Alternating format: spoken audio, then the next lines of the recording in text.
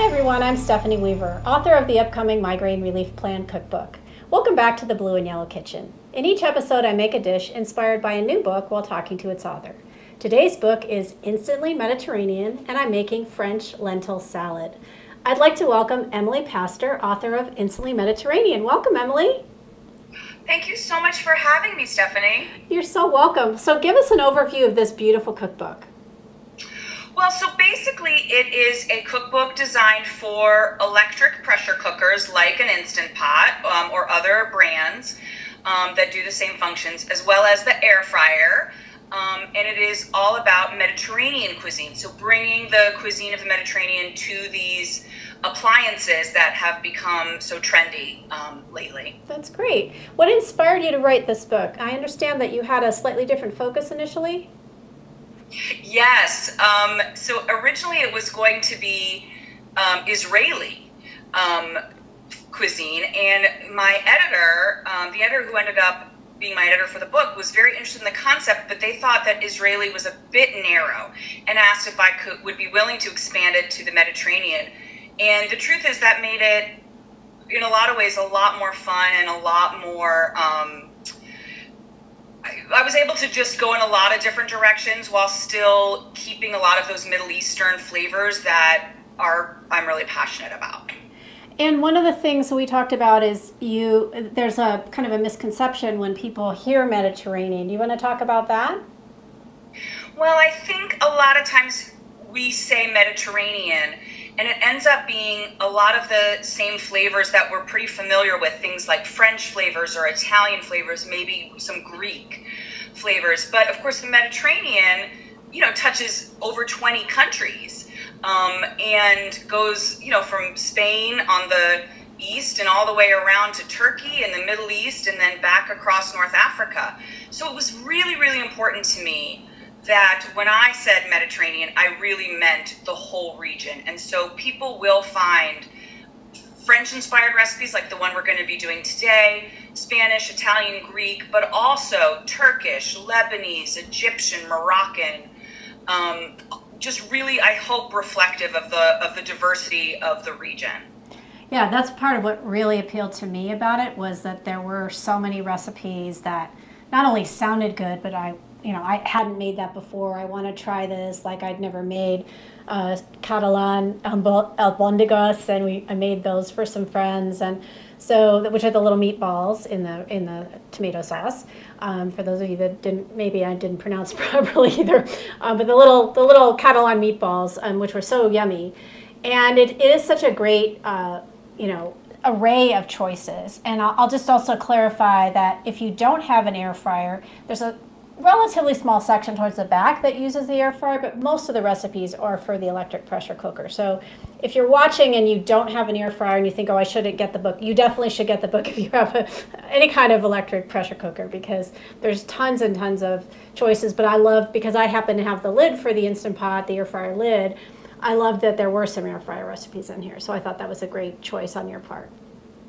Well, and that you hit on it exactly. That was the idea, is that a lot of these pressure cookers, including the Instant Pot brand, now have an attachment or a lid that can use the same machine as an air fryer, so people don't necessarily need to go out and buy both. And I just thought that I think this may be one of the first cookbooks that is combining the pressure cooker and the air fryer recipes, because I think more and more people are going to end up having either both appliances or the lid or attachment for their pressure cooker. Yeah, 100%. And I cannot wait to make the polenta fries. I haven't made them yet, but I'm like, they're on my list. So just for a little hint of what one can do with the air fryer, polenta fries, I'll say no more. Emily, do you have a favorite recipe in the book? I know it's like asking if you have a favorite child, but I'll ask anyway. I love them. I love them all. Like, I love my children equally, but there are some that I just find myself making over and over again. One is, and sometimes they're the simplest ones, the rice with vermicelli. I probably make that, once a week. It's just such a versatile side dish. So for like almost any Mediterranean or Middle Eastern, main course, the rice with vermicelli is just such an easy but not boring side, and my kids really like it. So that's something I've just, it's like on constant repeat in my kitchen. Awesome. So I decided to feature this book partly because I'm always looking for new recipes for the Instant Pot and the air fryer. But I also know Emily. We actually have met in person at a food blogger conference. I've been introduced to some of her other cookbooks, and so when she reached out, I knew that I was going to get great recipes. It's a beautiful cookbook. The photography is gorgeous. So there's just so many reasons why it was an easy yes. But I did test some of the recipes before I decided to feature her on the show. But I'm really excited to have her. So the recipe I'm making today is French lentil salad with walnuts and feta. So tell us about the inspiration and source of the recipe, and then kind of walk us through, and I'll start assembling it. So I have all the ingredients out on the counter, but none of it's been assembled yet. So why don't you go ahead and do that? So we've got French lentils in the big bowl, which are cooked in the Instant Pot. Yeah, so this is just a really classic, like French bistro kind of a recipe. This is something you might see for, if you're lucky enough to be having lunch in a French bistro. This is something that you might see the folks at the next table over, nibbling on. I think lentils are just deeply underrated in American cuisine. They're eaten almost everywhere else in the world. And so I really wanted to try to highlight them and showcase them and get people more excited about cooking with them. And I love cooking them in the Instant Pot because it takes away a lot of the guesswork, if you will. It's just really foolproof. Great. So I just mixed in the sauteed red onion, celery, and carrot that was sauteed in the olive oil. So you do that in the Instant Pot first, then you pull them out and set them aside, then you cook the lentils in the Instant Pot, and then you transfer things to bowls. So we've got toasted walnuts. So I'm going to go ahead and those everything gets dumped in, right, Emily? Yeah, just, it's just mixing it together like a nice composed salad. I would hold the cheese, to the end because you just want to be more delicate about mixing that in. Okay, gotcha. So I just put in the parsley, and because Microwave Boy, who is on our camera today, is not a fan of lemon, I'm going to just garnish or use the juice on my salad when I plate it so that he can still enjoy, because this makes a lot. You said 4 servings, and I think it's more like 8, but that's okay. When I made it the first time, I was like, well, that's a lot of salad. Okay, and then I've got some Israeli feta, which is going to go on top, which I love it, and I'm so excited. So walk me through the dressing. We've got Dijon mustard.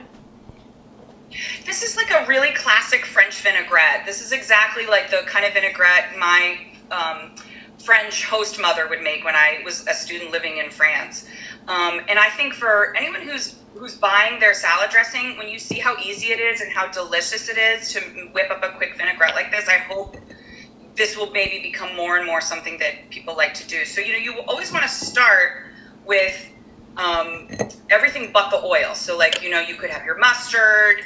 The mustard, by the way, is going to help hold the dressing together, keep it emulsified. You've got your mustard, you've got your diced shallot. That's another, I think, very French touch. Shallots being a lot more mild than like raw garlic or raw onion.